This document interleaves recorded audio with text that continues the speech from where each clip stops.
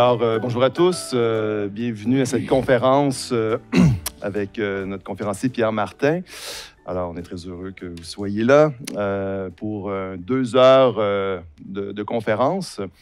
Nous allons parler des États-Unis, comme vous le savez, politique américaine. On va tirer à la fin, rester jusqu'à la fin, parce qu'on va avoir un tirage à la fin du livre de Pierre Martin, L'Amérique sous tension. Alors, vous avez tous, je crois, un billet, un coupon, un tirage qu'on va faire. Puis vous avez aussi un petit rabais de 25 pour vous procurer le livre à la coop étudiante. Alors voilà, donc le déroulement, bien, on va présenter, je vais vous présenter Pierre Martin. Nous allons ensuite survoler son livre avec quelques questions que j'ai préparées. Et puis ensuite, on va vous adresser, vous allez pouvoir prendre le micro et poser des questions à notre conférencier. Alors voilà, donc c'est une formule qui se veut conviviale. On veut ici faire des échanges ensemble et avec vous. Alors, il ne faudra surtout pas se gêner, poser des questions. Pierre Martin est habitué d'avoir des questions, aussi des lecteurs dans le Journal de Montréal. Donc, alors justement, bien, je vous le présente. Pierre Martin, professeur titulaire à l'Université de Montréal en sciences politiques. Il est directeur du Centre d'études politiques et économiques américaines, membre du CIRIUM, Centre d'études et de recherche internationale de l'Université de Montréal. Alors, c'est quelqu'un qui connaît très, très bien la politique américaine. En fait, comme on dit, c'est sa tasse de thé depuis plusieurs décennies. Moi-même, quand j'étais aux études, j'ai lu des textes de Pierre Martin. Alors, ça ne la rajeunit pas. Voilà, donc, Pierre Martin, bien, il s'intéresse à la vie politique intérieure, la politique, évidemment. Bon, il va vous parler du bilan des années Trump, mais c'est un spécialiste de l'économie aussi politique américaine, de l'opinion publique, des méthodes de recherche, des sondages, des relations canado-américaines. Donc, il a touché à beaucoup de sujets qui concernent la vie politique intérieure et extérieure des États-Unis. Alors, donc, aujourd'hui, ça va être un peu un aperçu, un survol, en espérant que ça va vous intéresser, que ça va vous donner le goût de lire les écrits de Pierre Martin et d'autres écrits aussi que nous avons à la bibliothèque sur la politique américaine. Alors, c'est un peu l'objectif de la conférence d'aujourd'hui, de vous intéresser davantage à la politique américaine. Alors, sans plus tarder, je vais poser en fait une première question pour vous présenter notre conférencier. Donc, on aimerait savoir un peu quelles sont vos origines, votre parcours scolaire, comment vous êtes arrivé à la science politique. Et ensuite, on va vous poser des questions sur votre nouvelle tâche de chroniqueur politique au Journal de Montréal et Québec. Alors, merci.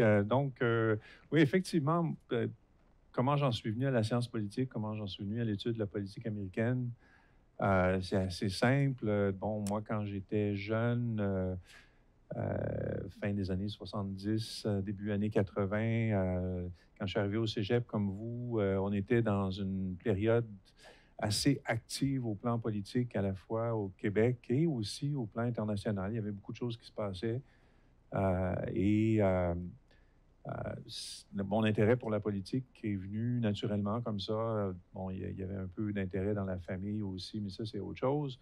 Moi, j'étais à Sherbrooke, où j'ai fait mon secondaire et mon cégep à Sherbrooke. Et j'ai choisi ensuite d'aller étudier la science politique à l'Université Laval.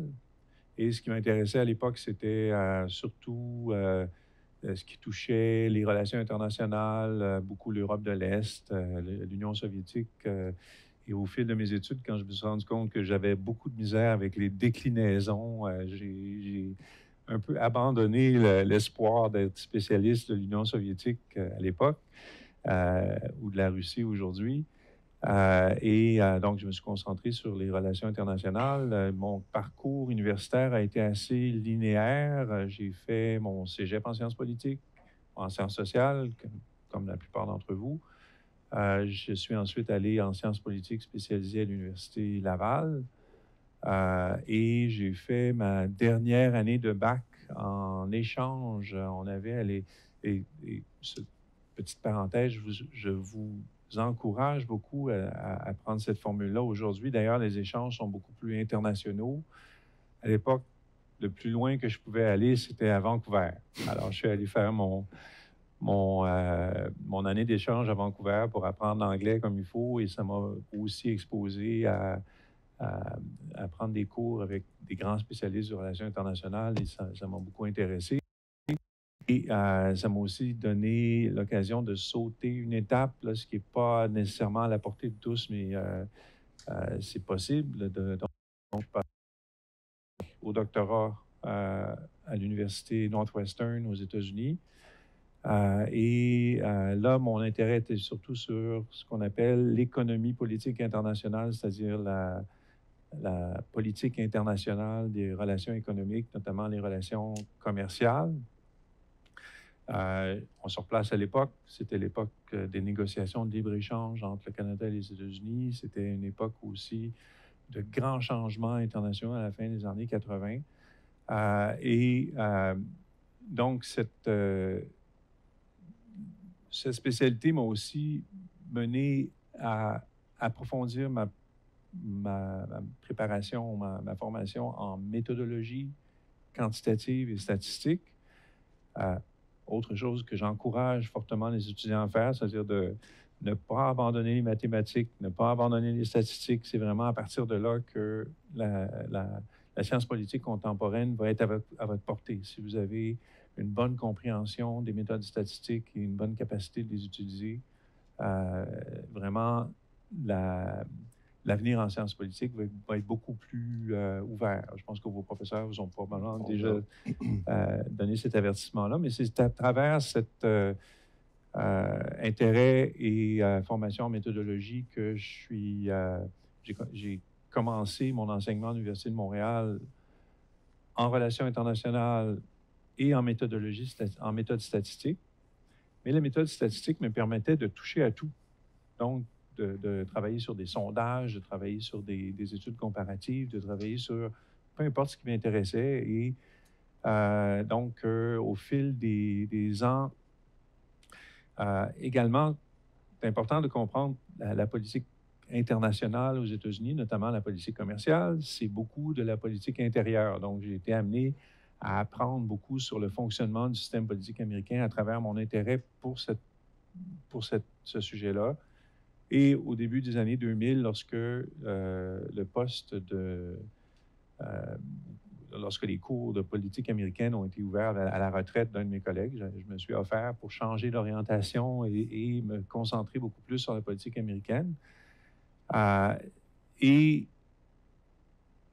à travers le temps aussi, en écrivant sur la politique de façon très générale, j'ai été appelé, parce que mon travail de professeur m'amenait à expliquer les États-Unis et l'étranger, si vous voulez, aux gens de chez nous. Ça m'a aussi amené à expliquer la politique de chez nous aux Américains et aux Canadiens anglais. Donc, en écrivant, j'ai longtemps écrit des chroniques dans des journaux anglophones au Canada pour expliquer ce qui se passait au Québec. Et à un moment donné, je me suis un petit peu... J'écrivais pour le Toronto Star. OK? Ça ne vous dit peut-être rien, vous n'avez peut-être jamais lu, mais c'est quand même le journal à la plus grande diffusion au Canada. Et le problème, c'est que j'écrivais dans ce journal plus grande diffusion au Canada, puis je n'avais jamais de rétroaction parce que les gens de chez nous ne le lisent pas. Alors, un jour, je me suis dit, peut-être que je devrais offrir mes services aux journaux de chez nous pour savoir... et je suis allé autour et j'ai offert aux journaux d'écrire une fois par mois à peu près, grosso modo, puis un blog une fois de temps en temps. Puis le seul journal qui m'a répondu, c'est le Journal de Montréal. Puis ils m'ont dit, chez nous, il faut écrire à chaque semaine, puis plusieurs blogs par semaine. Là, j'aurais dit, OK, c'est beaucoup. Mais finalement, en 8 ans, avec le journal, j'ai pu écrire grosso modo 800 ou 900 textes qui ont été publiés soit dans le journal, soit sur le site web. Et ça m'a amené à vraiment explorer plein de sujets politiques. Puis au début, j'étais chroniqueur politique général, donc politique canadienne, québécoise, fédérale, provinciale, internationale, peu importe ce que je voulais écrire. Et juste la petite anecdote ici, c'est qu'à un moment donné, mon rédacteur en chef m'a dit, on a une nouvelle politique, vos chroniques vont être de 300 mots. Là, je dis, comment est-ce que c'est impossible? Là, j'ai essayé pendant quelques semaines, puis à un moment donné, ils m'ont dit, il y a beaucoup de choses qui se passent aux États-Unis. Là. Si vous passez à la politique américaine spécialisée ou à la politique internationale, on va vous donner 500 mots. Alors, on dit, hey, fantastique, là, j'étais incapable d'écrire des chroniques de 300 mots. Et donc, je me suis dit, bon, on va écrire sur la politique américaine. Et ça correspondait avec l'intérêt énorme suscité par la candidature un peu hors norme de Trump. Exactement, on va parler. Je pense que ça m'amène En à fait, faire le lien avec voulais- le livre, hein, parce que c'est ça. Tout à fait, mais avant, peut-être quelques mots sur la réaction de vos lecteurs, parce que là, contrairement au Toronto Star, là, vous avez eu des réactions des lecteurs. Certains vous ont écrit des beaux mots en lettres majuscules. C'était des Trumpistes. Oui, ça, c'est une chose qu'il faut comprendre. Quand on se destine à intervenir sur la place publique, ben, on va avoir des réactions de tout le monde et de toutes sortes. Et des réactions parfois agréables. On a des gens qui viennent nous voir en nous disant qu'ils aiment bien ce qu'on dit. Et des réactions aussi particulièrement, carrément désagréables. Et même des gens qui se donnent la peine de nous dire des mots gentils, de nous envoyer des courriels d'insultes, de nous abreuver de toutes sortes d'épithètes. Comme je le dis un peu à la fin du livre, pour ceux qui ont... donc, l'écriture publique, surtout la chronique, parce que la chronique est pas uniquement... c'est pas très détaché. Quand on est chroniqueur, on donne son opinion et les chroniques sont informées par l'analyse objective des faits, mais aussi par les valeurs de la personne qui écrit. Et donc, si il y a des opinions que j'ai écrites qui ne faisaient pas la peine de dire très gentiment, qui me l'ont fait savoir gentiment, mais ce que je disais aux gens, c'est la chronique et la vie publique en général, c'est un sport de contact. Et je ne sais pas si ça intéresse personne, mais dans ma vie personnelle, je fais aussi un sport de contact. Encore aujourd'hui, ça fait presque 50 ans là, que je joue avec des old-timers. Moi, je joue au water polo. OK? Puis, water polo, la formule, c'est qu'on ne peut pas compter si on ne se lance pas dans la mêlée. Pour faire une différence, il faut aller dans la mêlée. Puis quand on va dans la mêlée, qu'est-ce qui se passe? On reçoit des coups. Bon. À la longue, j'ai la satisfaction, comme des cadeaux, d'en avoir donné plus que j'en ai reçu. Mais la chronique, c'est ça. La chronique, c'est un lieu où on peut faire une différence, on peut émettre une opinion, avoir un impact sur le débat public, mais on reçoit des coups aussi, et ça fait partie du jeu. Il faut dire que le Journal de Montréal, puis vous publiez aussi dans le Journal de Québec, donc c'est un auditoire aussi qui... donc, c'est le plus grand, je pense, le journal qui a le plus grand tirage au Québec. Donc, vous vous exposez aussi à des opinions publiques qui ne sont pas tous... Bon, si on regarde Le Devoir, des fois, c'est un lectorat plus progressiste. Alors, le Journal de Montréal, là, il peut y avoir des réactions, justement, des gens de droite aussi qui peuvent critiquer ou en fait... Bien, il y a toutes sortes de réactions, mais je pense que c'est important de comprendre. Bon, quand on publie pour un journal à vocation populaire, il y a plusieurs règles à suivre. La première, c'est d'être compréhensible, d'être accessible. Ça ne veut pas dire d'être simpliste. Ça, c'est une chose qu'il faut, pour vous qui vous destinez peut-être à écrire pour le public.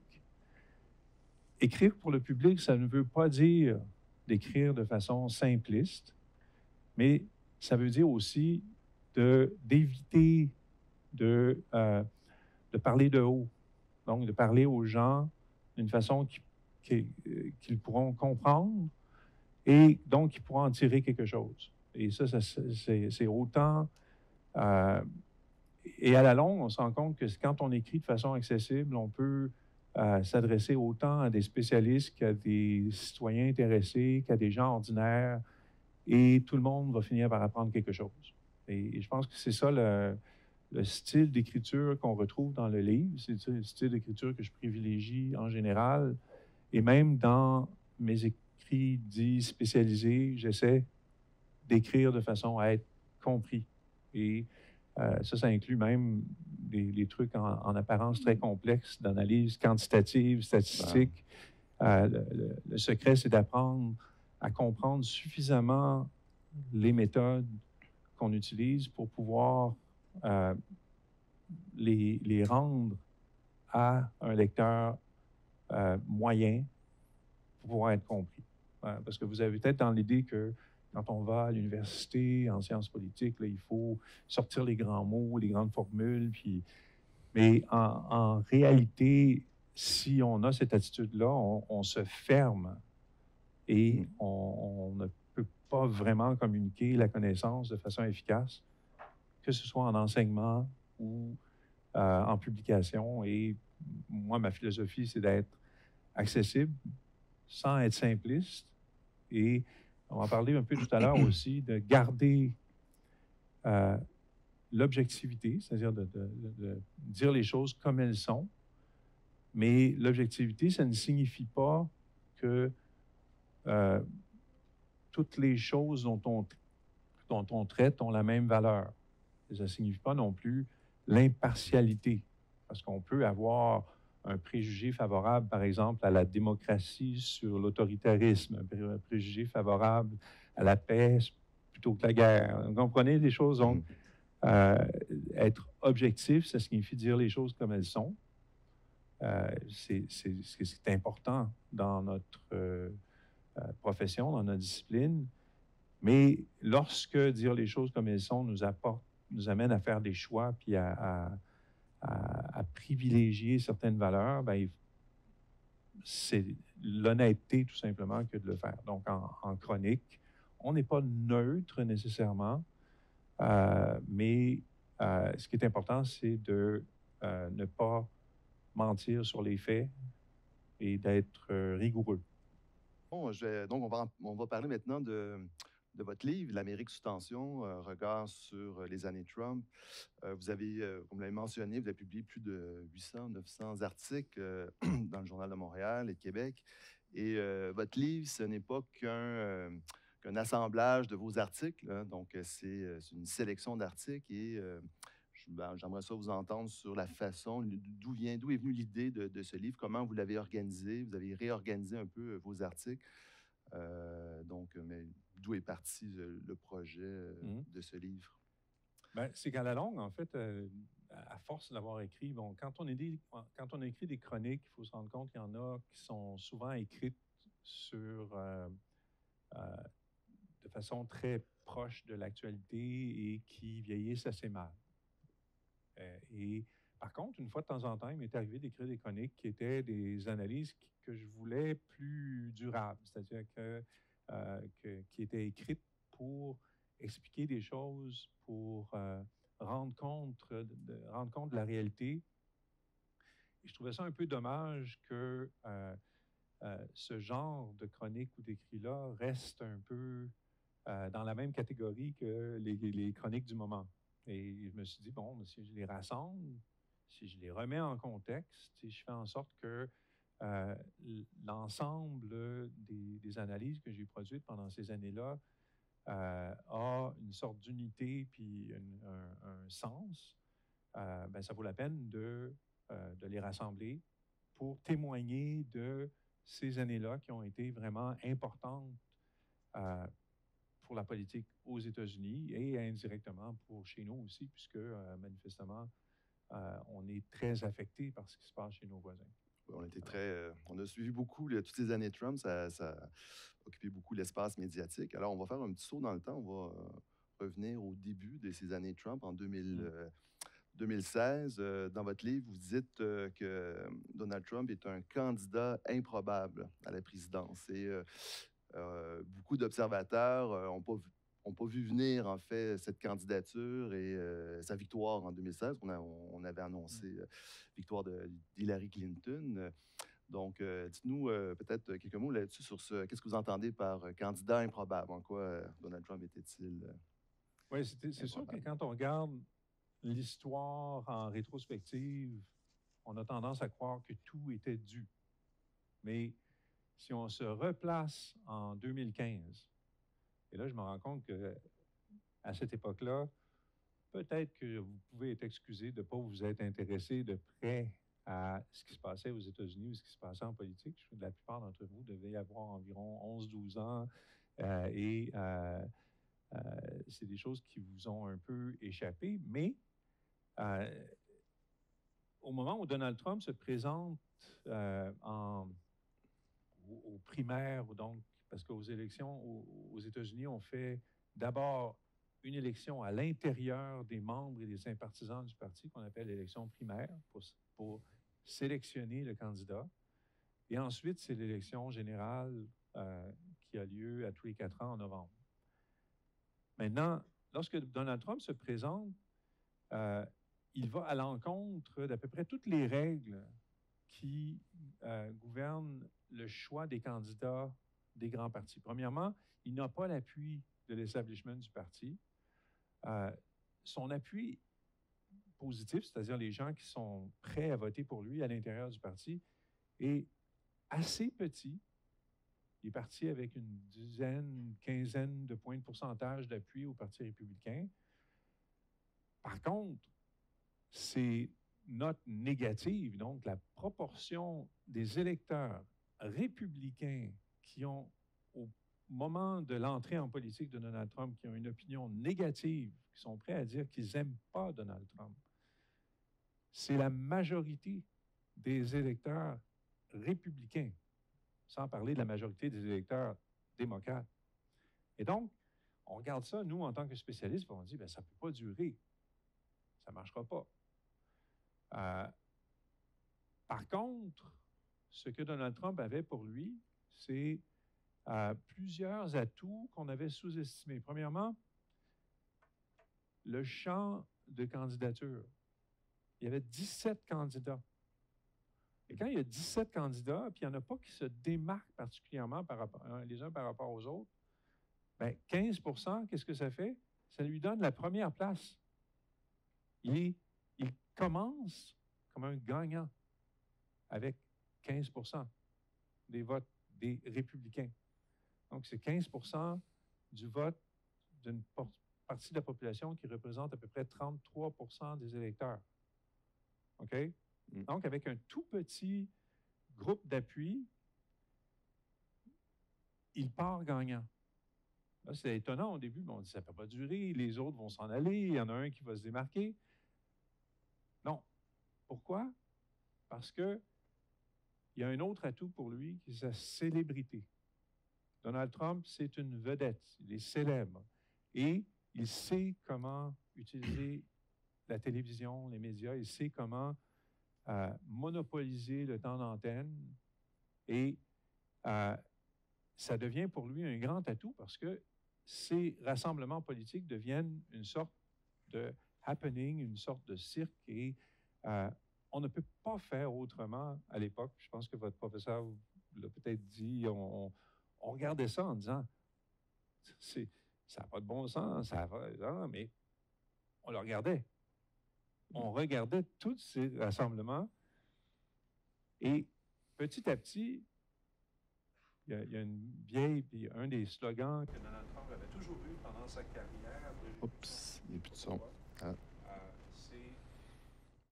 On va parler maintenant du personnage Trump lui-même.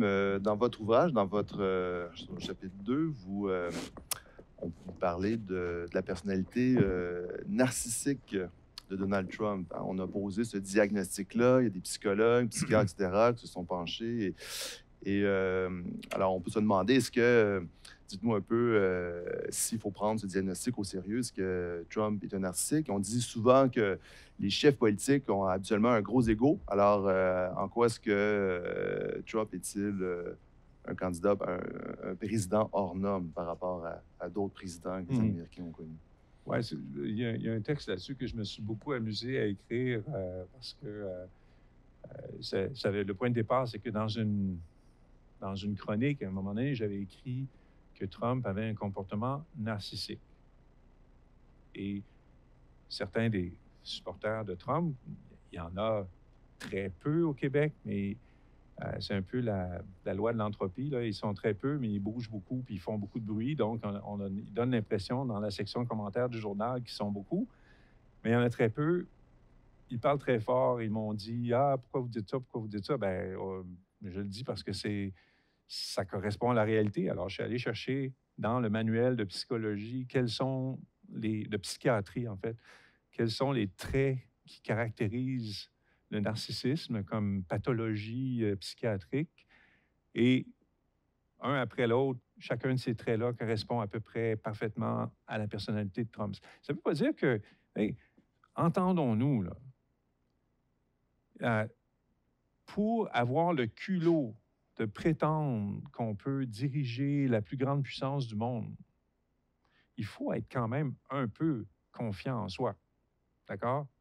Donc, je ne veux pas dire que euh, tous les politiciens qui se donnent comme mission d'aspirer au plus haut sommet sont un peu narcissiques.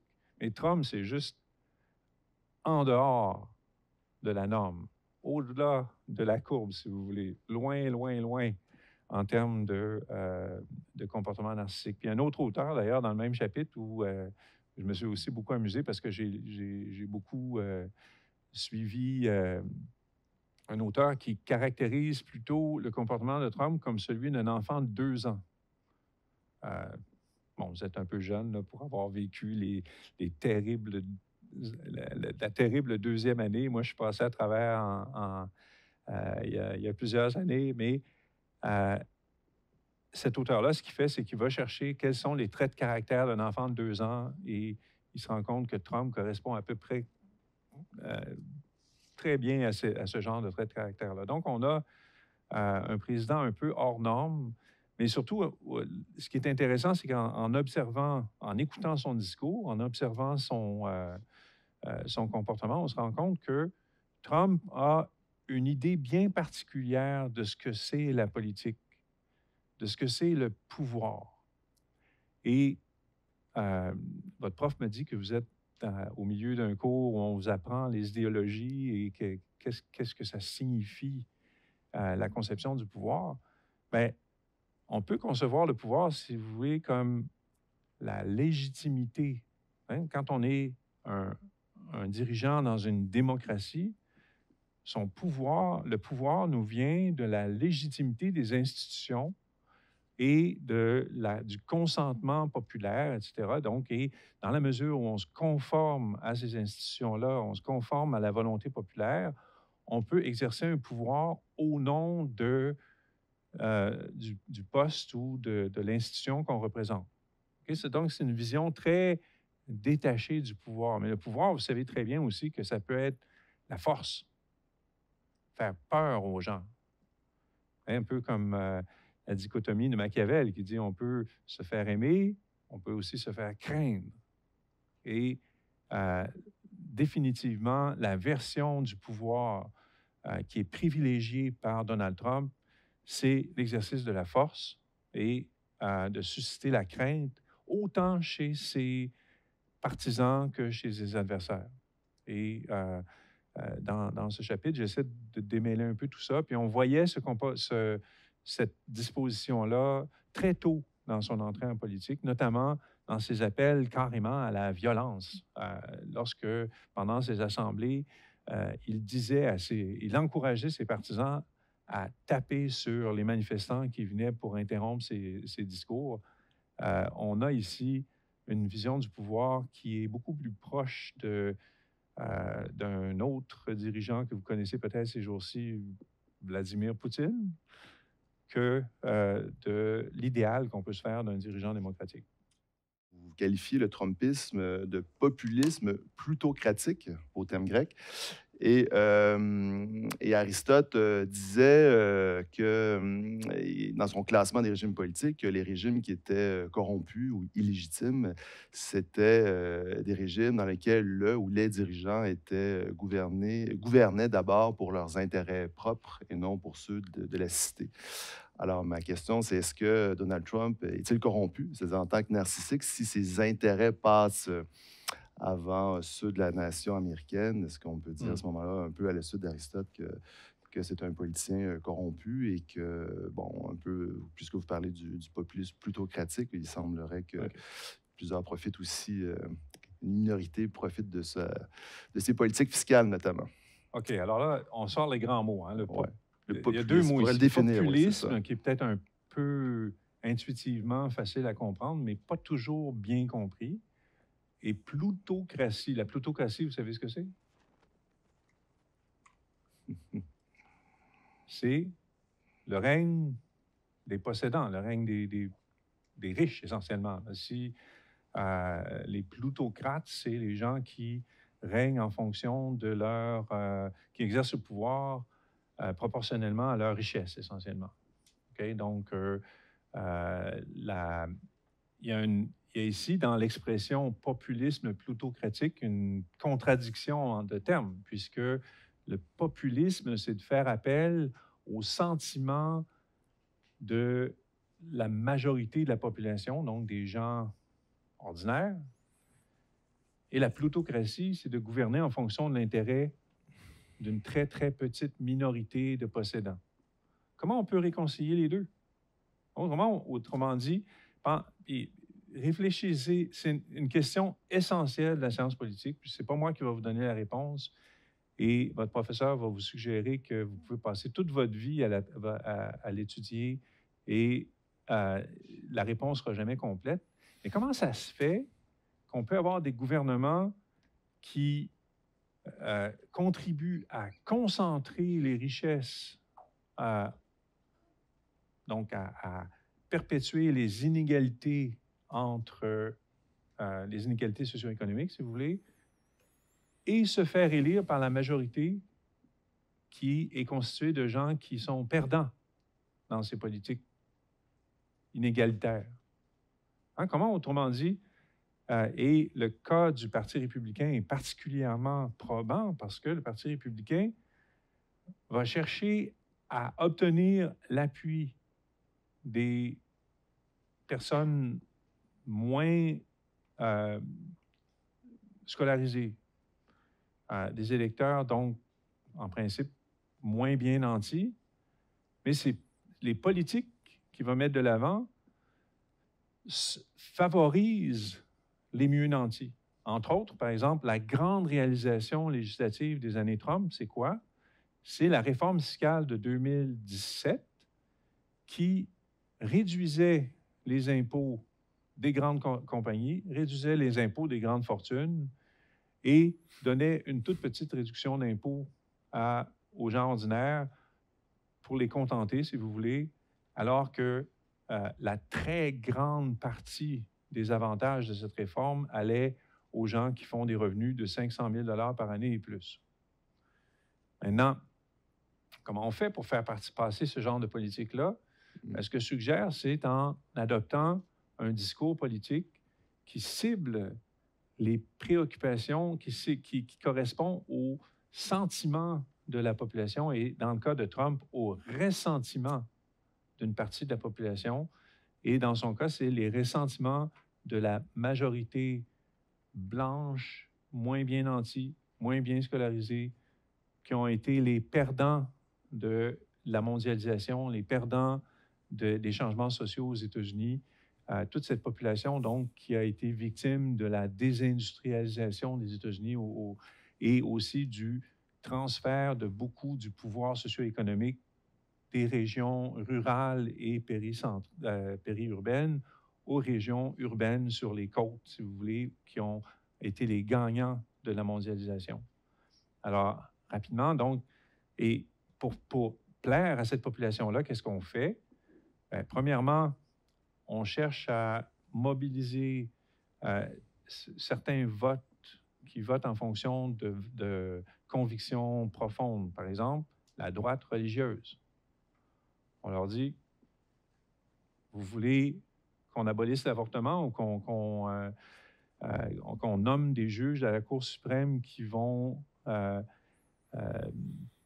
changer la vision constitutionnelle sur la légalisation de l'avortement, vous allez les avoir. Vous blâmez votre sort sur les étrangers, sur la mondialisation, on va couper l'immigration. On va frapper fort sur l'immigration dite illégale. on ne va pas accueillir autant de réfugiés, on va faire un mur à la frontière mexicaine. Tout ce genre de symboles font partie de,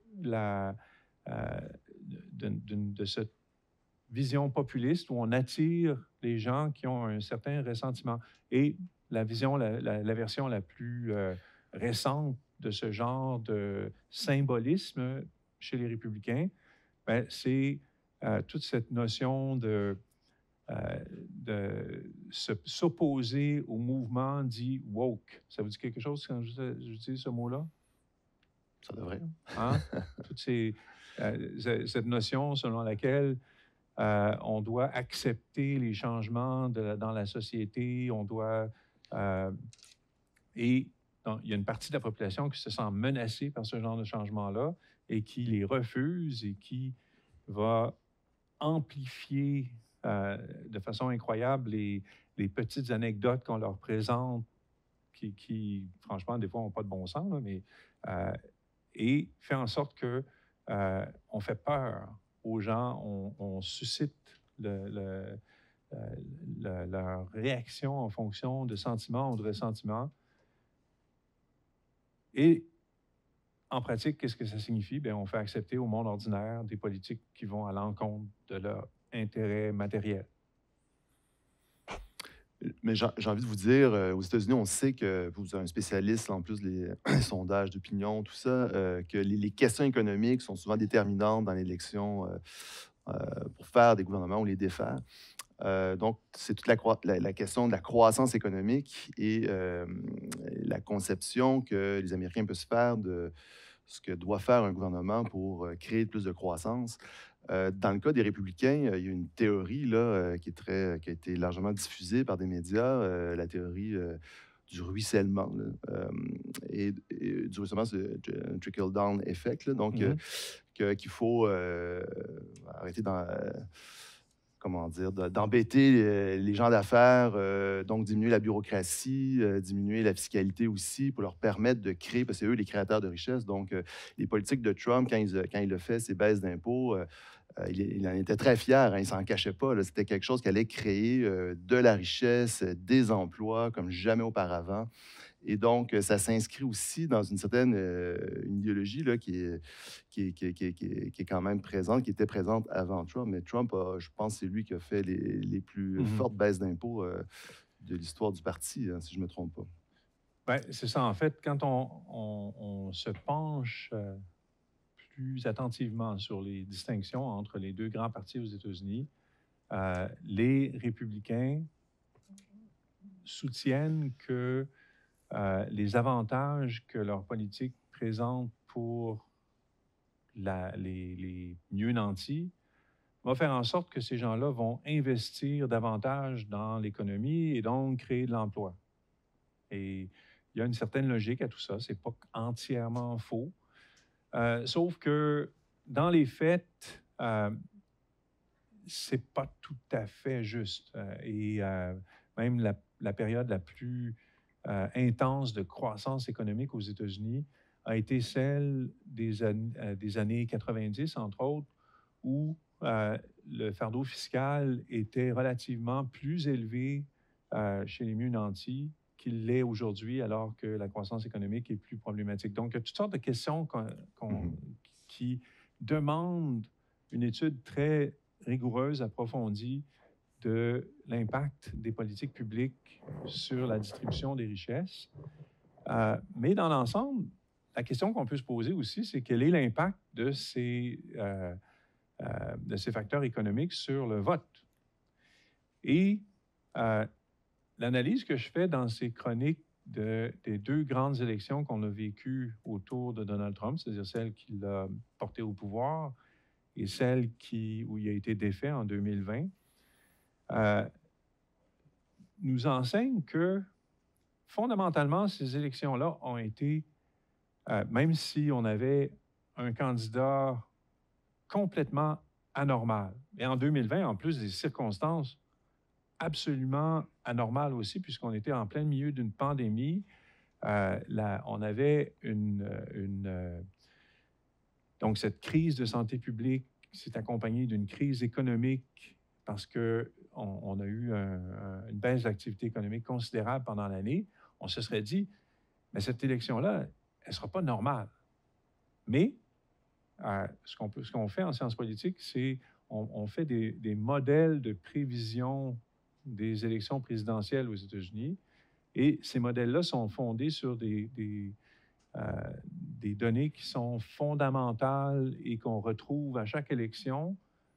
Et ce qu'on a observé, c'est que l'élection de 2016 et l'élection de 2020 étaient tout à fait normales. Il s'est passé essentiellement ce qu'on s'attendait qu'il puisse se passer. En 2016, peut-être un peu moins parce que la marge était tellement serrée que c'était très difficile à prédire. Mais en 2020, qu'est-ce qui est arrivé? Normalement, un président en exercice a l'avantage. On était en pleine pandémie, mais ce n'est pas la pandémie elle-même qui a coûté l'élection à Trump. Il y a des études qui démontrent, entre autres, que les gens qui ont été affectés par la pandémie, donc les gens qui ont attrapé la maladie, même gravement, et qui ont eu des décès dans leur famille, etc., n'ont pas sanctionné le gouvernement en place. Il n'y a eu aucun effet de la pandémie en tant que problème de santé publique sur le vote. L'effet a été indirect, c'est-à-dire l'effet de la pandémie sur l'économie, l'effet de l'économie sur le vote. L'économie, c'est toujours la variable la plus importante pour prédire une élection américaine et 2020 n'a pas fait exception. Donc, tous les avantages que Trump avait au point de départ, le fait d'être un président en exercice, en fait, il aurait pu avoir un avantage à cause de la pandémie s'il avait exercé son leadership d'une façon compétente. Mais il ne l'a pas fait. Il a essayé de balayer sous le tapis, de faire repartir l'économie le plus vite possible parce qu'il savait très bien que c'est l'économie et le ralentissement économique qui allait lui coûter le plus au moment de l'élection, et c'est ça qui s'est passé. J'ai envie maintenant de vous amener sur un petit peu sur politique étrangère, en même temps, politique étrangère puis intérieure aussi, puisque ça, on revient à l'élection de 2016. On sait tous qu'il y a eu une ingérence de la Russie dans les élections américaines et qu'on a vu aussi par la suite l'affaire ukrainienne, Trump intervenir en Ukraine auprès de Zelensky il s'est fait un peu dévoiler là, en demandant à Zelensky là, de collaborer pour trouver, pour bâtir un dossier incriminant pour le fils de Joe Biden qui faisait des affaires en Ukraine. Alors, dans ce chapitre dans lequel il est question de l'affaire russe jusqu'à l'affaire ukrainienne, vous dites, on a l'impression que Trump s'en tire toujours, que les règles du jeu ne s'appliquent pas pour lui, ça s'applique pour les autres. Et qu'en fait, les règles pour les autres, c'est des règles pour les perdants. Alors, j'aimerais vous entendre là-dessus. Justement, en parlant de cette ingérence russe, c'est quand même, on peut s'étonner que finalement, c'est des grosses affaires et que le président n'ait pas été destitué. Peut-être qu'on pourra parler tout à l'heure de la question des procédures de destitution, mais peut-être vous pouvez revenir un peu sur cette idée qu'on a l'impression que Donald Trump, c'est un président Teflon, que tous les scandales qui sont immenses, on compare ça à d'autres candidats dans l'histoire des États-Unis, la liste de Trump est quand même assez considérable, mais c'est étonnant de voir à quel point, on parlait de la pandémie, tous les morts qu'il y a eu aux États-Unis, on aurait pu reprocher à Trump lui faire un procès pour ça, pour son... c'est, en fait, c'est caractère presque... je ne sais pas si le mot est trop fort, criminel, en fait, puisqu'on n'a pas pris soin des gens, on a laissé plein d'Américains mourir. OK. Je vais utiliser l'expression consacrée en disant il y a beaucoup de choses dans votre question. Je vais essayer de la décomposer et répondre à plusieurs des éléments un après l'autre. Premièrement, vous posez la question sur la politique étrangère de Trump. Ça, c'est tout un autre domaine où je pense qu'il y a beaucoup de choses à dire sur la vision internationale de Donald Trump qui est nettement en rupture avec la tradition de politique étrangère américaine. Ça, je peux revenir à ça tout à l'heure parce que la question vous a amené tout de suite à poser comment ça se fait que. Puis, je le présente à plusieurs endroits dans le livre et dans les chroniques et blogs que j'avais fait. Trump, c'est un peu, si vous voulez, le Houdini de la politique américaine. Houdini, ça vous dit quelque chose? Je ne sais pas si c'est un type qui, au début du 20e siècle, il était un spécialiste des évasions. Alors, c'est le genre de type qui pouvait s'enchaîner dans une boîte qu'on coulait au fond de l'eau et il se sortait de ce piège comme par miracle. Les gens, c'était inexplicable comment il pouvait se sortir du genre de piège dans lequel il s'était lui-même placé. C'est ça, donc c'était son tour de magie, si vous voulez. Houdini, c'était celui qui s'en sortait toujours. Alors, comment ça se fait que Trump, on n'arrive pas à le pincer, là? Et ça, la question, en fait, elle date de bien avant son accession à la présidence. Trump a mené presque toute sa vie dans les affaires en faisant face à une poursuite judiciaire après l'autre, une accusation de fraude après l'autre. Si on fait l'histoire des affaires de l'organisation Trump, d'ailleurs, c'est récent, mais l'organisation Trump a été accusée aux criminels de fraude fiscale dans l'État de New York récemment, mais c'est la première fois que cette organisation-là est accusée formellement et reconnue coupable de fraude. Pourquoi ça ne s'est jamais passé avant?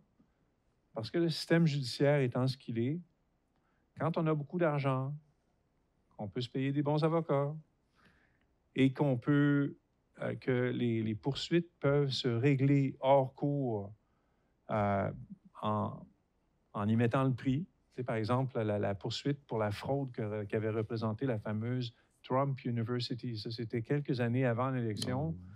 Il avait mis en place cette institution tout à fait frauduleuse où il extorquait de l'argent des gens pour leur enseigner l'immobilier, si vous voulez, ou le secret de la réussite en immobilier.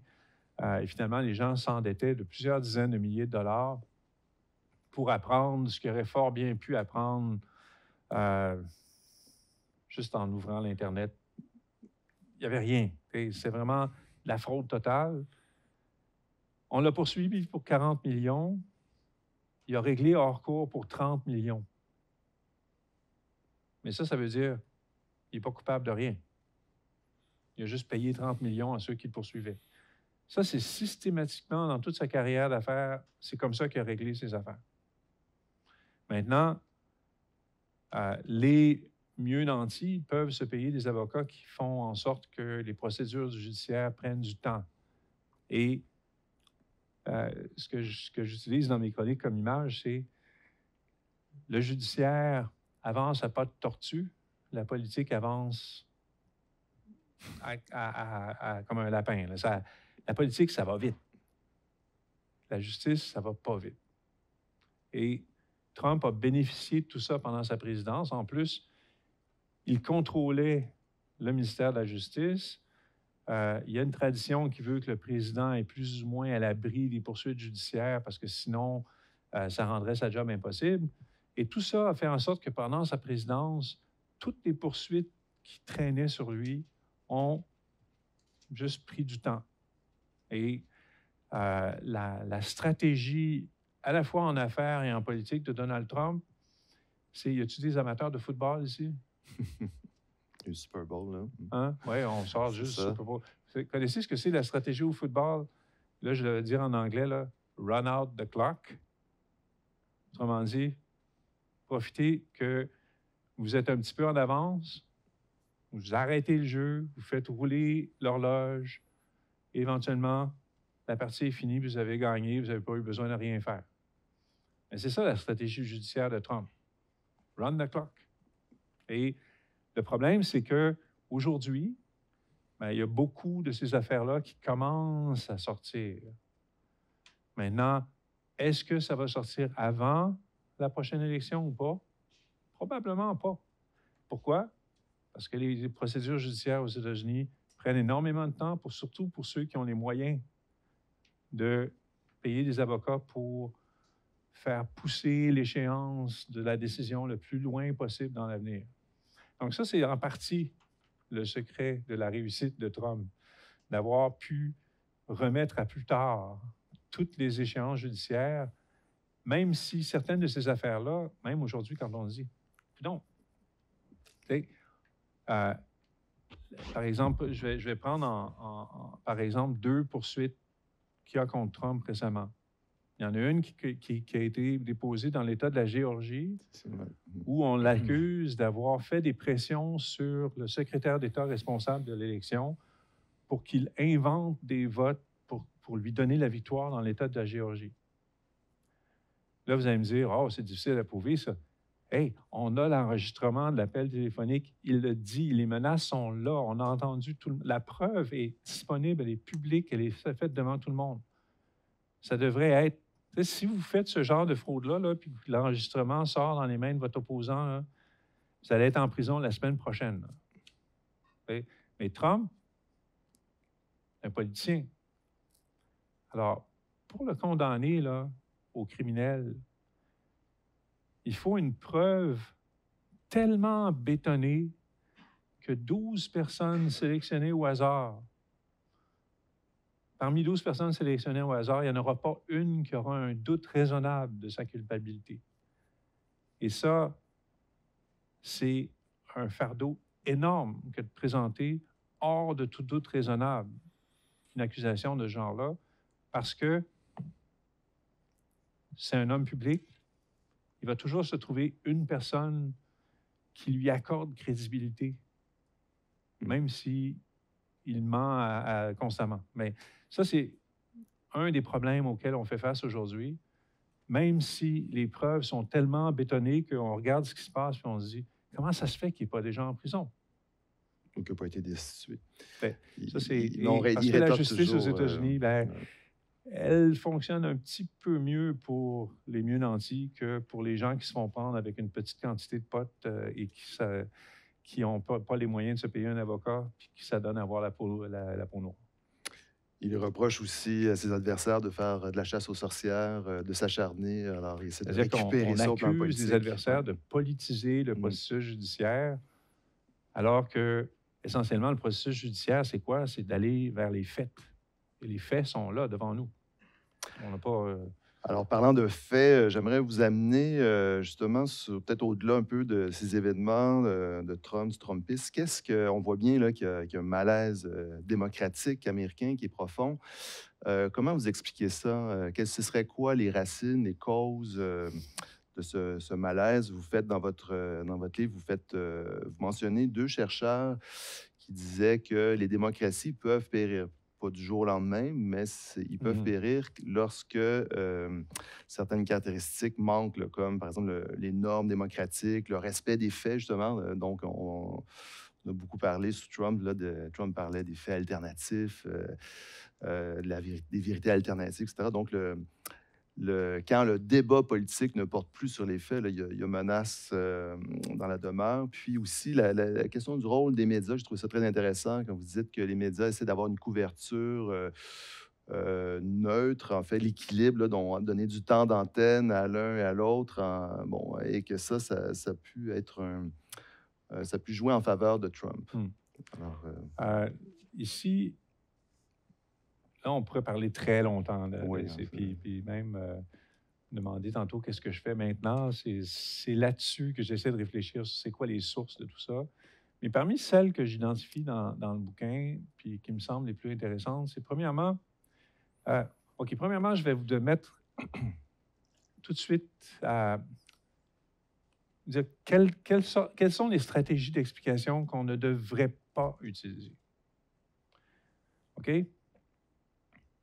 Prenez quelqu'un qui regarde ce qui se passe aux États-Unis et qui dit « ça n'a pas d'allure, c'est stupide ». OK? Juste très simple. Pourquoi ils agissent comme ça? parce qu'ils sont stupides. Je vois même le titre d'un livre ici, Trump dans l'antichambre d'un fou. Trump, il est fou. Pourquoi il agit de même? Parce qu'il a un déséquilibre mental. En sciences politiques, il ne faut pas penser comme ça. OK? Dire que ce qu'on observe aux États-Unis, c'est parce que les Américains veulent avoir ça, parce que les Américains sont malades, parce que les Américains sont stupides. Qu'est-ce que vous avez expliqué, là? Rien. C'est, si vous voulez, un raisonnement circulaire. Pourquoi on a un résultat stupide? Parce que les Américains sont stupides. Bien, les Américains ne sont pas stupides. Les Américains, ils ont leur façon de voir les choses, ils ont leur façon de percevoir le monde, ils ont leur propre trait culturel. Tu sais, c'est par exemple, on observe une situation au Brésil ou dans un pays africain et pourquoi est-ce qu'il y a une dictature dans ce pays-là? Pourquoi est-ce que la démocratie ne fonctionne pas?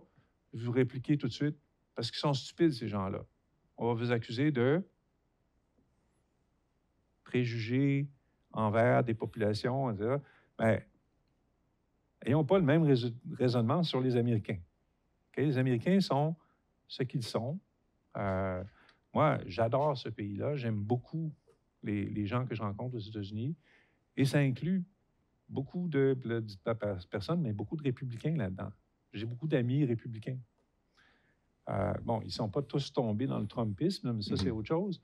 Mais il reste que, bon, comment on peut faire comprendre que les Américains en sont venus là sans utiliser le shortcut, là, si vous voulez, de dire qu'ils font des choses stupides parce qu'ils sont stupides.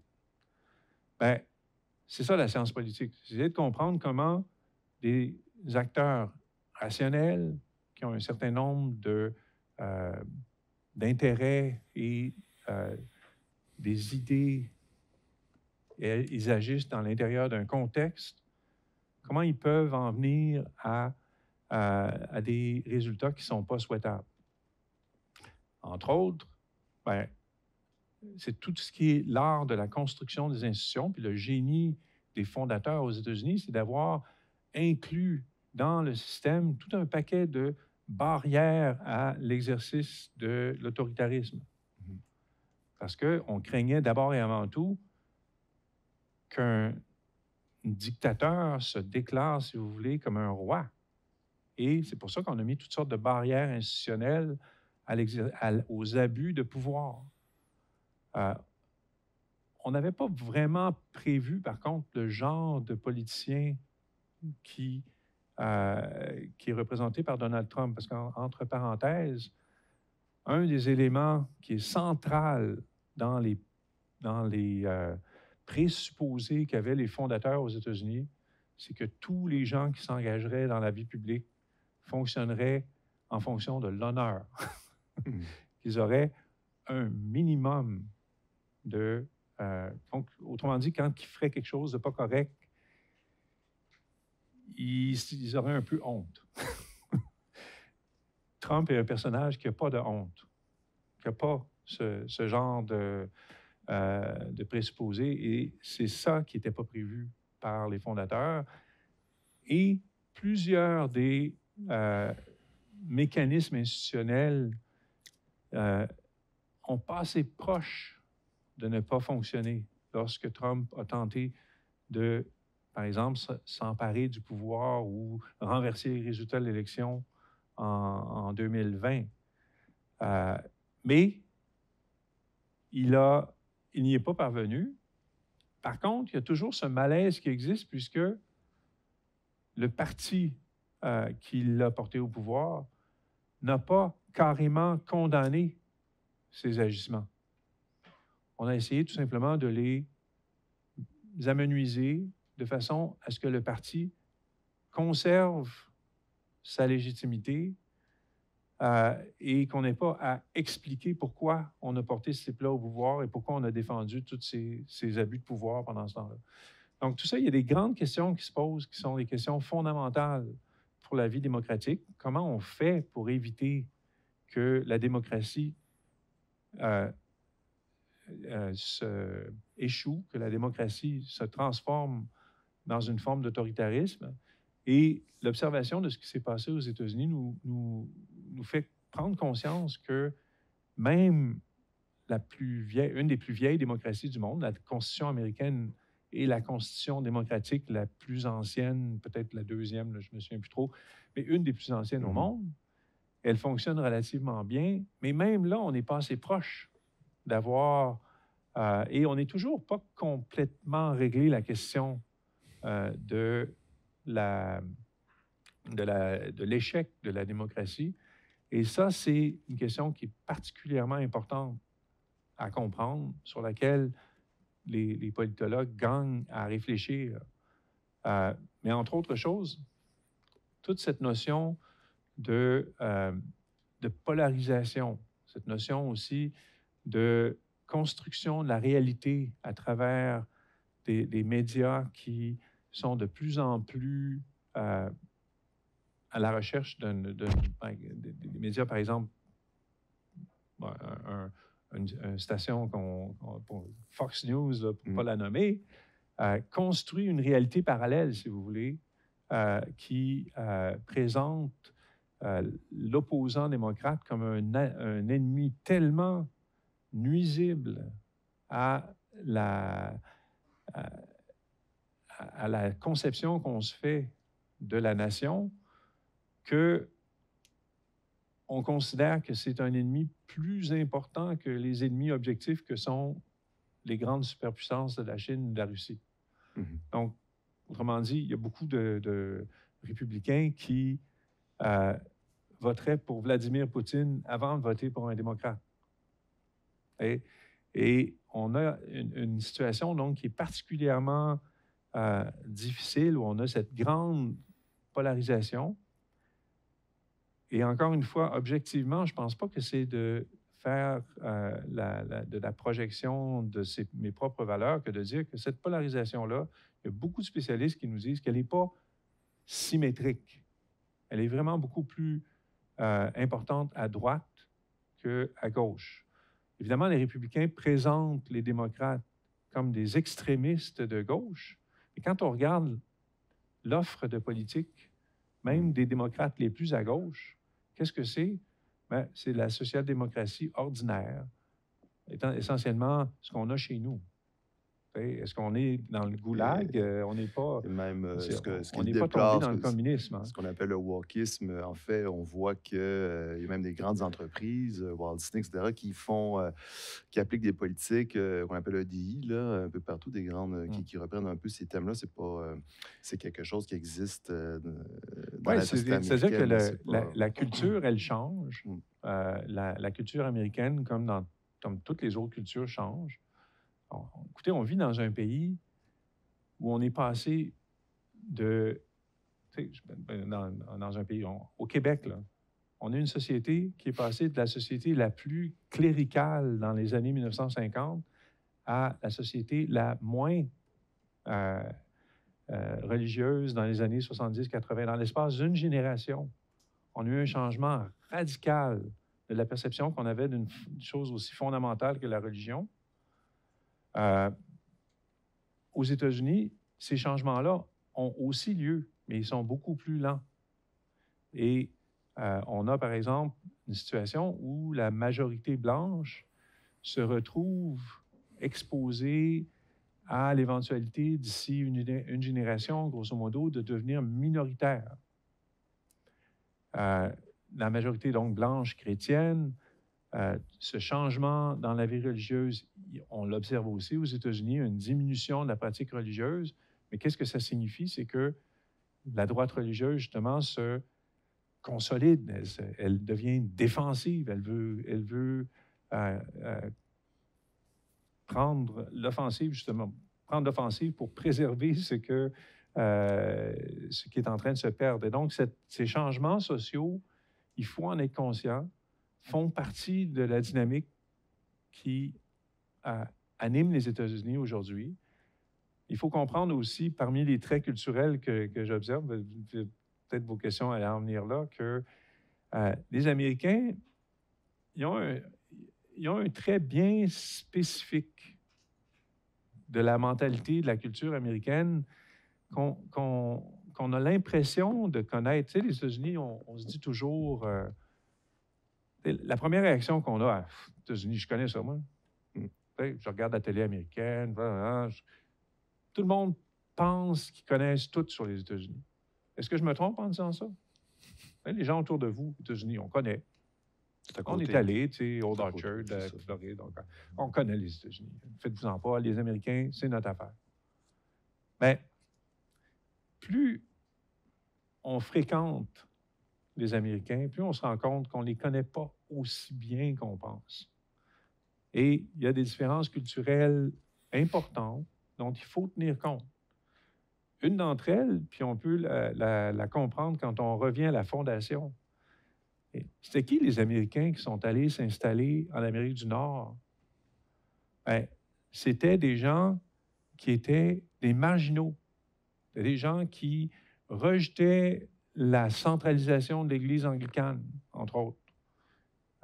Donc, les Anglais qui sont allés émigrer aux États-Unis, pourquoi ils sont allés là? Parce qu'ils insistaient pour croire ce qu'ils voulaient croire. Ils ne voulaient pas se faire imposer ce qu'ils voulaient croire.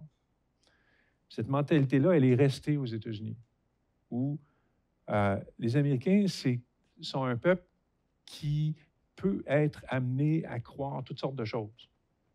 Il y a une dimension fortement utopique qui est restée. Et par exemple, une des plus grandes religions aux États-Unis, qui regroupe, aux États-Unis surtout, mais dans le monde, plus d'adhérents que la religion juive, c'est les Mormons. Puis quand on s'y pense, regardez comme il faut, là, c'est pas mal. Il faut être assez crédule, là. L'histoire est pas mal difficile à croire, mais ils y croient. Ils vivent dans une culture anti-moderne un peu, mais on est très traditionnel. Oui, c'est très traditionnel, mais si vous voulez comprendre les Américains, allez voir les Mormons. Ouais. Et ceci dit, les Mormons, c'est des gens très bien. C'est du monde parmi les gens les plus droits, les plus... tu sais, je me souviens, mais, écoute, quand j'ai voyagé, on était à Salt Lake City, puis à un moment donné, un de mes enfants s'était sauvé, puis je ne raconterai pas toute l'histoire, mais c'était un enfant un peu à difficulté, puis on l'avait perdu. Bien, immédiatement, il y a au moins une douzaine de personnes qui se sont offertes pour nous aider à le trouver. Tout de suite. Les Mormons, c'est du monde très bien, mais hyper conservateurs et complètement opposés à ce que représente aujourd'hui le Parti démocrate. Donc, ils sont républicains. Et cette mentalité américaine, il faut apprendre à la connaître, à l'apprécier pour ce qu'elle est, mais aussi de voir les travers, entre autres, qui ont été induits par le fonctionnement des médias, le fonctionnement de la télévision, le fonctionnement de ces chaînes qui sont en train d'endoctriner une partie de la population américaine. Et il ne faut pas s'en cacher, une partie de la population canadienne et québécoise aussi. Alors, comme la conférence tire un peu à sa fin, je voulais vous amener ici, au Canada, au Québec, justement. Moi, j'ai beaucoup aimé cette partie de votre livre, là, votre ouvrage, qui vous parlait de la nécessité, comme vous l'avez dit, de comprendre les États-Unis dans leur histoire et leurs racines culturelles. Donc, ils ne sont pas si... On a un sentiment de familiarité, mais il faut se méfier de cette proximité géographique, comme on le ferait pour n'importe quel autre pays. Mais la question, justement, on peut terminer avec ça, la question qui se pose, c'est est-ce que, en fait, pensez-vous que le Trumpisme est exportable? Est-ce que ça peut nous rattraper, même si, comme vous l'avez mentionné, les Canadiens et les Québécois notamment sont sont très peu, finalement, les sondages indiquent que Trump est très impopulaire ici, alors on a l'impression qu'on est un petit peu à l'abri de ces influences américaines, mais quand on regarde l'histoire, on voit que les idées traversent les frontières. Il n'y a pas juste les marchandises, mais les idées aussi, les idéologies, les courants. Alors, voyez-vous des signes avant-coureurs au Québec, au Canada, là, de cette influence du Trumpisme et de l'impact que ça pourrait avoir sur notre vie politique? Bon, les impacts sont relativement mineurs, mais par contre, il y a des grandes questions qui sont posées par le Trumpisme qui doivent nécessairement, qui sont aussi au cœur de nos propres débats politiques. Par exemple, qu'est-ce que ça représente? Au Québec, on continue à s'accrocher au nationalisme, à l'identité québécoise et qu'est-ce que ça représente, le nationalisme québécois. Bien, ce qu'on observe aux États-Unis, c'est un questionnement sur la nature du nationalisme aussi. Qu'est-ce que ça représente donc de s'associer à la nation américaine? Et les États-Unis, c'est un pays un peu particulier parce que c'est un pays qui est fondé sur des idées. Ce n'est pas un pays qui est fondé sur une ethnie ou sur une loyauté envers quelques couronnes ou quoi que ce soit. C'est un pays qui est fondé sur l'idée de la démocratie républicaine, si vous voulez. Maintenant, donc, un Américain, ce n'est pas nécessairement défini par son identité ethnique ou son identité chrétienne ou sa religion ou quoi que ce soit. C'est défini par son adhésion aux idées centrales qui ont fondé la République. Et la question de l'identité, la question de la nation, c'est au cœur des débats politiques québécois. Et la tension qu'on retrouve aux États-Unis, on la retrouve aussi chez nous. Mais on retrouve aussi cette notion que lorsqu'on construit une identité nationale exclusive et qu'on se fie sur un personnage autoritaire, un leader fort, quelqu'un qui projette la force, quelqu'un qui fait peur à ses adversaires, quelqu'un qui donne confiance à un groupe qui se sent relativement vulnérable de le rejoindre dans sa conception de la nation, ça peut aller loin, ce genre de situation politique, puis ça peut aller loin dans la direction de l'autoritarisme. Les États-Unis n'ont pas plongé complètement dans cette direction-là, mais l'épisode Trump nous enseigne que ce genre de leader peut changer complètement l'idée qu'on se fait de notre identité collective. Et ça peut représenter un danger. Par exemple, dans le livre, à quelque part, caché dans un paragraphe, je dis, j'avais déjà parlé à un péquiste d'une certaine notoriété, puis j'avais dit, juste une expérience comme ça, si on vous disait qu'en élisant un politicien exactement comme Donald Trump, ça augmenterait les chances de faire l'indépendance du Québec. Est-ce que vous le feriez? Donc, un politicien violent, menteur, criminel, corrompu, etc. En élisant un politicien comme ça augmente les chances de faire la souveraineté du Québec. Est-ce que vous voteriez pour lui? Là, il m'avait dit oui. Là, j'avais été déçu. Parce que c'était pas ça, le message de René Lévesque sur comment la souveraineté était pour se faire. C'était pas en mentant aux gens, c'est pas en leur en racontant des histoires, c'est en étant honnête, et donc, cette vision de la politique, cette façon de faire la politique, cette façon de déformer la réalité, cette façon d'utiliser le pouvoir à des fins d'avancement personnel.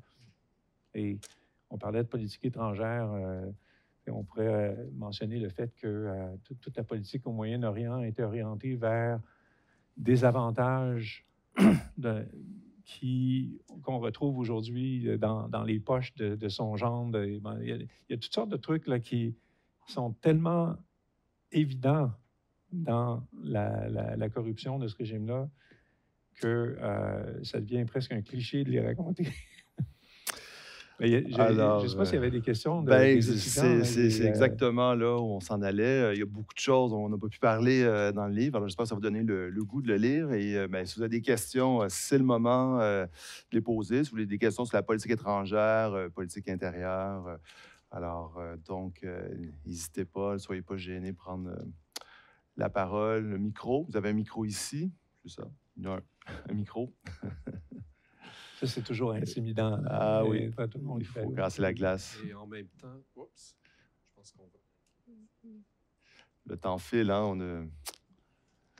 Le temps file, effectivement, et je rappelle aux étudiants qu'on se revoit à 14h10 dans notre local habituel. Mais là, voyez-vous, vous avez deux grands politologues. Je suis bien content qu'ils soient là.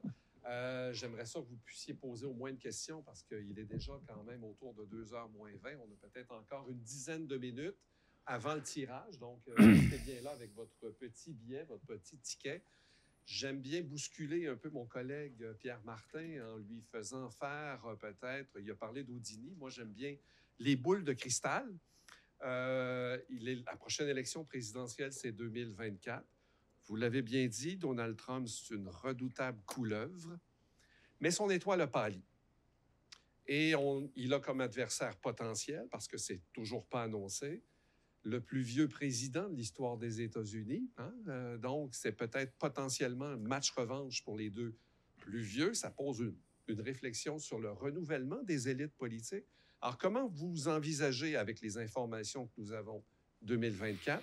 Et une réflexion peut-être rapide sur, sans tomber dans l'âgisme, on a des présidents dans des démocraties qui sont particulièrement âgés.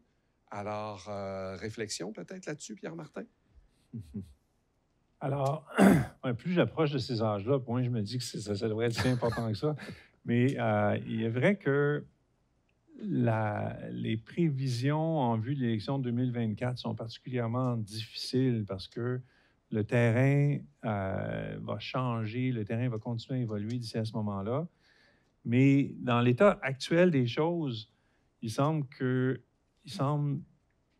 du côté républicain, aujourd'hui, on a eu une deuxième candidature officielle, mais elle me semble assez peu probable d'avancer beaucoup. Il y a beaucoup de républicains qui souhaiteraient un changement, mais Donald Trump est candidat. Le même genre de scénario qu'on a retrouvé en 2016 pourrait se répéter dans une certaine mesure, c'est-à-dire que le fait qu'il contrôle un bloc de 35 au point de départ en 2016, rappelez-vous, il y avait 15 Là, il devrait avoir 35-40 d'appui à peu près solide au tout point de départ.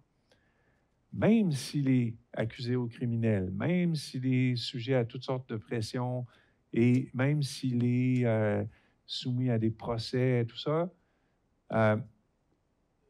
pour ce bloc de supporters-là, ça vaut rien tout ça. C'est juste tout ça, c'est juste des machinations des démocrates pour bloquer la voie à leur candidat préféré. Maintenant, est-ce que Donald Trump va avoir la même énergie qu'il avait en 2016? Il va avoir 8 ans de plus et son spectacle attire moins. Ses assemblées sont très rarement diffusées dans les postes de grande écoute. Donc, il y a toutes sortes de facteurs qui vont changer, sauf que les adversaires de Donald Trump, ils n'ont pas encore fait leur preuve, y compris le gouverneur de la Floride, là, que tout le monde présente comme l'héritier apparent. Rappelons-nous que parmi tous ces opposants potentiels, il n'y en a pas un seul qui ose critiquer ou s'opposer directement ou dénoncer quoi que ce soit qu'a pu faire Trump dans le passé. Il s'oppose seulement à Trump pour une raison bien simple. C'est qu'il n'a pas gagné. Et c'est la seule chose qu'ils sont capables de dire. Maintenant, Trump, lui, il ne se gêne pas pour insulter, dire toutes sortes de méchancetés à propos de n'importe qui s'oppose à lui et retourner ses propres partisans inconditionnels contre quiconque se présente contre lui. Et ce qui pourrait se passer, par exemple, c'est que même s'il y a une majorité de républicains qui finissent par se concentrer leur vote sur un candidat qui aurait un peu étonné, puis parce que, par exemple, DeSantis, entre vous et moi, il n'y a pas beaucoup de charisme, ce bonhomme-là. Comme un charisme d'une vieille chaussette, là. C'est vraiment pas fort, mais il pèse sur tous les boutons pour exciter la base du Parti républicain. Il est présenté comme un gagnant. Peut-être qu'il peut gagner. Mais il n'a pas encore fait face aux attaques de Trump. Et à chaque fois qu'il y a une critique qui vient de Trump et qu'on lui pose la question, il s'enfuit. Il répond en disant qu'il ne parle pas de ces choses-là. Donc, rappelons-nous qu'en 2016 aussi, il y avait plein de candidats qui étaient des gouverneurs d'État dont on disait toutes sortes de belles choses et qui se sont effoirés quand ils ont été confrontés au débat avec Trump. Maintenant, si Trump gagne, il y a assez peu de chances qu'il puisse convaincre une majorité d'électeurs de voter pour lui, sauf, diront certains, si Joe Biden est perçu comme étant trop âgé pour être président. Ben, Trump n'est pas tellement moins âgé que lui. Et je ne sais pas si vous avez vu son discours de l'État de l'Union la semaine dernière à Joe Biden. Joe Biden est quand même encore capable d'en donner quelques-uns bons.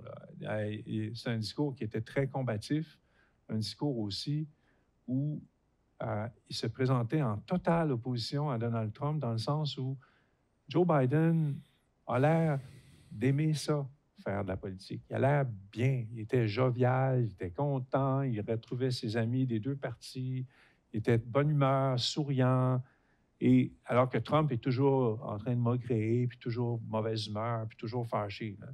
Et ça, en tout cas, donc, oui, Biden a des... c'est un gros problème, le fait qu'il est le plus âgé à occuper la fonction et qu'il pourrait terminer sa présidence à 86 ans, je ne sais pas trop. C'est très... Et ça pose toutes sortes de risques, puis les gens vont en tenir compte. Mais au bout de la ligne, les gens vont voter pour le parti. Et quand je reviens à cette fameuse normalité des élections, les gens vont se retrancher sur leur parti. Et à la marge, c'est la performance économique qui va déterminer qui va passer d'un à l'autre. La balance du pouvoir. C'est ça. Et donc, si on peut se débarrasser de l'inflation, si l'économie finit par se maintenir et donc l'emploi va très bien, l'inflation baisse, les dépenses d'infrastructure commencent à faire leur effet, c'est très bien perçu partout dans le pays. Les chances de Joe Biden ne sont pas si mauvaises que ça. Et du côté républicain, Trump me semble difficile de prédire qu'il puisse faire mieux que la dernière fois. Et si les républicains choisissent quelqu'un d'autre, moi, ce que je vois venir gros comme ça, c'est Donald Trump qui va leur mettre des bâtons dans les roues et se dire, après moi le déluge, si vous ne m'avez pas choisi, le parti va tomber avec moi. Et ça, c'est le risque qu'on a pris du côté républicain en attelant son wagon sur une locomotive d'un individu tellement narcissique, un individu aussi, et là, je le dis sans aucune espèce de doute, là. Donald Trump n'a aucune, mais alors là, aucune loyauté envers le Parti républicain. Il s'en fout complètement. Si le Parti républicain tombe au moment où il s'en va, il s'en fout. Même Richard Nixon, qui avait toutes sortes de défauts, il tenait à ne pas faire tomber son parti avec lui. Et c'est pour ça qu'il a disparu tranquillement dans le coucher de soleil, là, un peu comme les cowboys à la fin d'un film de cowboy. Là. Donald Trump, il ne va pas faire ça. Alors, ce sera le prix à payer peut-être pour le Parti républicain. Alors, parlant de prix, ben, justement. Alors ben, un grand merci à Pierre Martin et aussi à Jacques Provost qui a organisé cette conférence et au soutien ici technique de la bibliothèque. Là, c'est fantastique de pouvoir avoir ces rendez-vous dans un bel environnement. Donc, merci à tous et en espérant que vous allez poursuivre vos études sur la politique américaine. Au revoir.